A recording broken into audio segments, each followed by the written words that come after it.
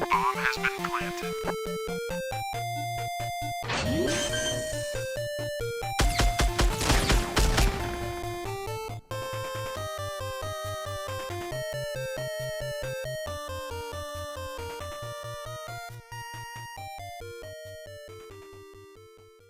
Right, we're racing the rain right now because it's about to rain, and I only have permission to record here today, so here we go. Welcome to the history of video games. We're starting out here, and we're going to do a trip around Derby, where we're going to go to different parks and different places. We're going to start in first place, Derby County Stadium. The reason why I thought to record here first is because, well, Derby is very known for its video games, especially since the first Tomb Raider came out in Derby and was made in Derby.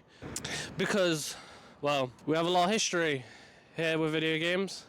Anyway, starting from 1950 to 1980, this is only a part 1, and there will be a part 2 if there's a positive crowd for this video. Hopefully, there is. And enjoy. 1952, the first video game was announced. This wasn't actually a video game per se. It was not made to be a video game. It actually was made for a university to show how humans can interact with computers. This was made by Dr.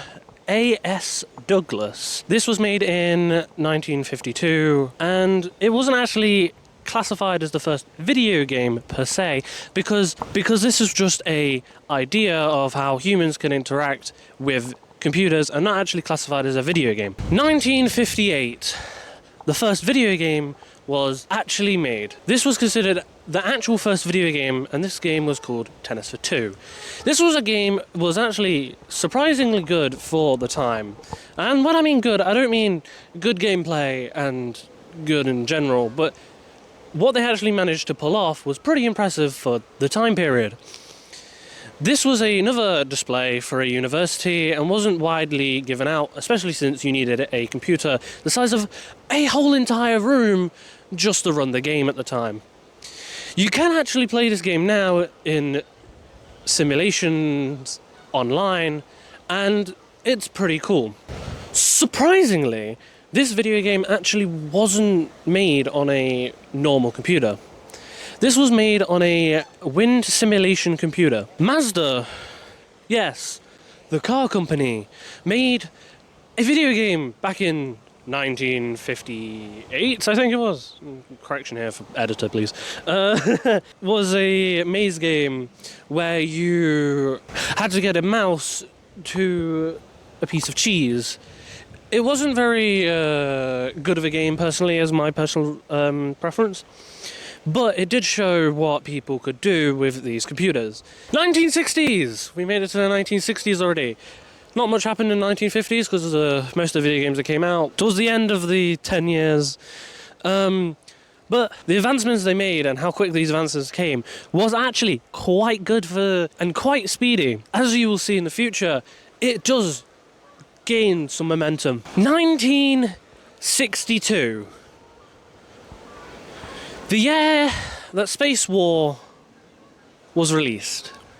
Now, this is a notorious game. It's simplistically, it was a massive improvement in video games, and in the future would actually become an issue for other companies like Steam and the gaming economy overall, with it becoming the number one way to pirate Do what you want cause a pirate is free. You are a pirate. Yar, yar, fiddly-dee. Being a pirate is alright with me. Do what you want cause a pirate is free. You are a pirate. This game was quite fun. Made by 2 people this time, and not actually 1. By Steve Russell and Martin Grant. Future editing Jack here. I've misplaced the recordings for the 1960s to onward to 70. I don't know if I just forgot to record it, or if I misplaced the recordings, but project's due tomorrow, so you don't get it. Have fun. 1971. Video games were starting to become actually wildly known and able to be played in arcades. One of the first ones to be released was actually our best friend, Space Wars! Yes, you know it. It was one of the first video games to be put into arcades, and this was a great time for it as well. 1970s were popping with pop culture. Now we're getting on to one of my favourite subjects, consoles. Very interesting things. These consoles was not really widely known, but this was the first console to come out. It was named a box that is brown. Oh yeah, let's call it the brown box. Great naming, Ralph Baer. The Gavagnox. Try to say that 5 times fast. The Gavagnox.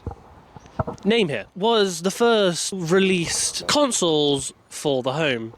The first home console to, well, ever be released, and this was given out to the masses as the first console.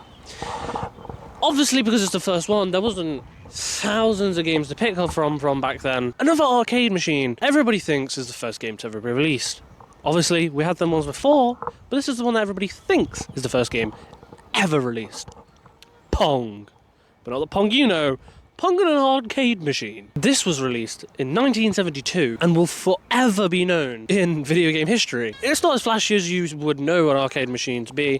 It was very beige, had Pong, and the controls were just 2 knobs. So, the Atari 2600 was a console that came out for the household. This included a game and some accessories. Arcade games, but at home. Some of the arcade games you could play on this was Pac-Man, Space Invaders, and some more of your favourite arcade games.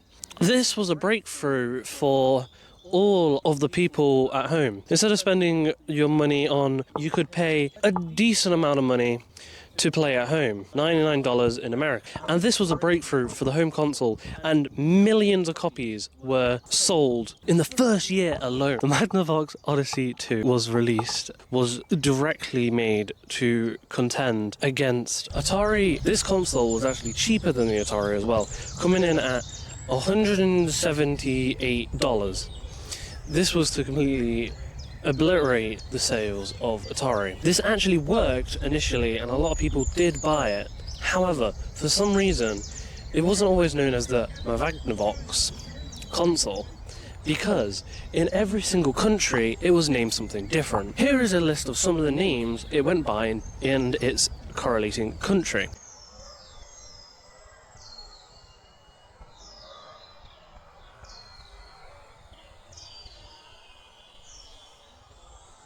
Now, I don't know why they did this, but they did. Even though Atari was actively killing the arcade gaming experience with their Atari, they were still making arcade machines. Some examples would be like Asteroids. Why they were doing this, I don't know. It feels like a waste of resources. But if you can still try to kill the market and succeed by selling that many consoles, and still sell things on the market, you might as well. 1980s, this was actually a great year for the public because a lot of stuff came out just in the first year alone. In the first year alone, 2 new arcade machines came out. and the notorious Pac-Man. These were absolutely loved by the public, especially Pac-Man, a game that everybody knows. Also during this, well, the first year, 2 more consoles came out. This console and this console, these two coming out at the same time was very interesting indeed. But there was a third console. This was in collaboration with the BBC. Acorn Atom. Yep, another one came out. So in 1 year, 3 different consoles came out. Remind you of anything? I feel like the 1980s might be one of the most notorious decades for consoles. Might be one of the most notorious decades for gaming. Because not but a year later, 1981, the game Donkey Kong came out, introducing 3 characters in the gaming industry. Introducing the original Mario, the original Peach, and big old boy Donkey Kong. And not just these 3 notorious characters were introduced. Other games that are absolutely notorious to this day also came out that influenced many games into the future, like Centipede and Frogger. Hey, thanks for watching. If you've enjoyed this video, please like and subscribe, because in the next video, I'm going to start my project on making an arcade machine. Thanks for watching.